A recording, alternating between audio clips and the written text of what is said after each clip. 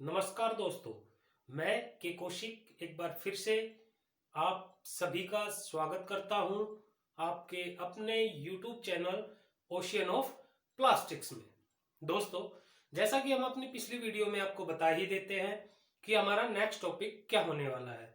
तो आज हमारा नेक्स्ट टॉपिक होगा, वो होगा मोल्डिंग पेज से फ्लैश के बारे में कि क्या होती है फ्लैश और इसको कंट्रोल करने के लिए क्या हम सेटिंग्स मशीन में, विजुअल और मोल्ड में करते हैं। तो आइए सबसे पहले जानते हैं कि फ्लैश क्या होती है और फिर इसे अच्छी तरीके से समझते हैं कि इस प्रॉब्लम को कैसे सोल्व किया जाता है। तो आइए जानते हैं फ्लैश क्या होती है। जब मशीन का क्लैंप क्लोज होता है तो क्लैंपिंग प्रेशर जनरेट होता है, यानी कि उत्पन्न होता है मोल्ड के सरफेस पर। अगर इंजेक्शन प्रेशर उससे ज़्यादा होगा तो मटेरियल पार्टिंग लाइन से बाहर आने लगेगा और फ्लैश बन जाएगा, और यही इंजेक्शन मोल्डिंग में फ्लैश प्रॉब्लम होती है।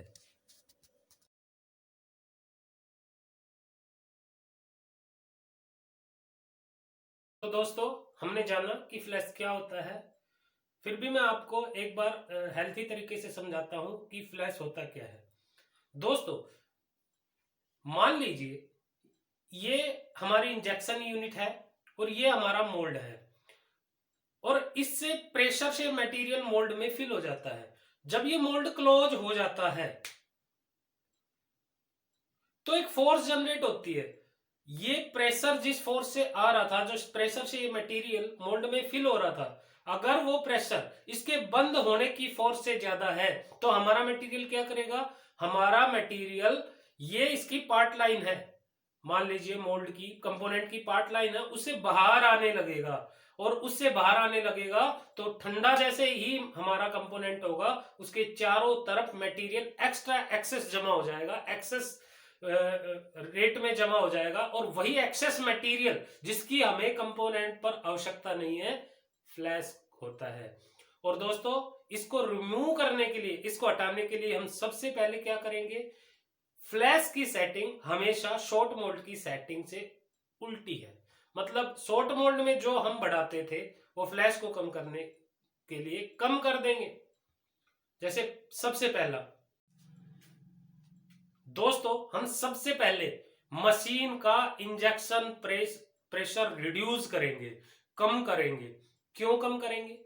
अब दोस्तों समझना हमें कि यदि मशीन का इंजेक्शन प्रेशर, जिस प्रेशर से मटेरियल को इंजेक्ट कर रहे हैं, वो ज्यादा होगा तो मटेरियल स्पीडली फिल होगा, उसका फ्लो रेट भी स्पीड से होगा कैविटी के अंदर, और स्पीड से फ्लो रेट होगा तो वो बाहर निकलेगा। इसलिए हमें रिड्यूस सबसे पहले करना है इंजेक्शन प्रेशर।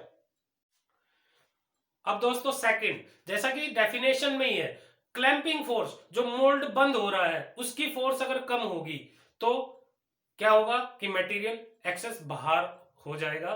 तो हमें इंजेक्ट क्लैंपिंग प्रेशर को बढ़ाना पड़ेगा, यानी कि इंक्रीज द क्लैंपिंग प्रेशर। ये हम जब क्लैंप के बंद होने का प्रेशर बढ़ाएंगे तो उस पे जो मूवमेंट होगी, जो फोर्स होगी वो ज्यादा होगी। इंजेक्शन प्रेशर से अगर वो फोर्स ज्यादा होगी तो मटेरियल के दबाव को, मटेरियल की फिल होने की शक्ति को वो सहन कर पाएगा, हमारा मोल्ड उस फोर्स को सहन कर पाएगा और मटेरियल एक्सेस नहीं होगा। दोस्तों, तीसरा हम कार्य क्या करेंगे कि नोजल, बैरल और मोल्ड के टेम्परेचर को रिड्यूस करेंगे। अब समझना है कि हम टेम्परेचर को रिड्यूस यानी कम क्यों करेंगे। दोस्तों, लो विस्कोसिटी, विस्कोसिटी हमने पढ़ा हुआ 12th में कि लो विस्कोसिटी जो मटेरियल होता है उसका फ्लो रेट हाई होता है, और जब फ्लो रेट हाई होता है तो हम जब उसको हाई हीट पे गर्म करते हैं तो ज्यादा मेल्ट हो जाता है और उसका फ्लो रेट हाई होता है। तो जैसे हम उसको इंजेक्ट कराते हैं तो फ्लो रेट हाई होने के कारण वो साइड से निकल जाता है और फ्लैश बन जाता है, यानी कि ओवरफ्लो हो जाता है। तो इसलिए हम नोजल बैरल और मोल्ड का टेम्परेचर रिड्यूस करेंगे। चौथा दोस्तों, अगर हमने मटेरियल फीड यानी कि शॉर्ट वेट कंपोनेंट का जो शॉर्ट साइज लिया हुआ है, मटेरियल फीड लिया हुआ है कंपोनेंट को फिल करने के लिए, अगर वही हमने ज्यादा लिया है तो मटेरियल एक्सेस क्वांटिटी में इंजेक्ट होगा और वो भी फ्लैश होगा। तो दोस्तों हम मटेरियल फीड को कम करेंगे यानी कि रिड्यूस मटेरियल फीड। दोस्तों इसके आगे भी अगर फ्लैश की प्रॉब्लम सॉल्व नहीं हो रही है तो हम इंजेक्शन टाइम को भी कम करेंगे, यानी कि ज्यादा देर तक इंजेक्शन हो रहा है तो मेल्ट जो मटेरियल है वो मोल्ड और कोर में, कैविटी में और कोर में फ्लो कर रहा है, और वो ज्यादा देर तक अगर फ्लो करता रहेगा तो उसके बहने की संभावना भी बढ़ती है और वो बाहर पार्ट लाइन से बाहर आने लगता है, वो भी फ्लैश होती है। अब दोस्तों ये काम तो हमने सारे किए इंजेक्शन यूनिट में। अब हम देखेंगे कि मोल्ड यूनिट में हमें क्या चेक करना है। सबसे पहले हम मोल्ड में देखेंगे, अगर हमारा मोल्ड कहीं से डैमेज है तो उस जगह पे, डैमेज की जगह पे फ्लैश बन सकता है। सेकंड, अगर हमारा वेंट प्रॉपर नहीं हो रहा है, इनप्रॉपर वेंटिंग अगर हो रही है तो फ्लैश आ सकती है, इसलिए हम प्रॉपरली वेंटिंग कराएंगे। दोस्तों अब हम मोल्ड में चेक करेंगे कि जो हमारा मोल्ड की कोर और कैविटी है उनकी जो सीलिंग है वो प्रॉपर होनी चाहिए, मतलब मोल्ड जो क्लोज हो रहा है वो प्रॉपर तरीके से बंद होना चाहिए, यानी कि अगर वो मिसमैच बंद हो रहे हैं तो भी वो मटेरियल फ्लैश के रूप में हमें कंपोनेंट पर दिखाई देगा।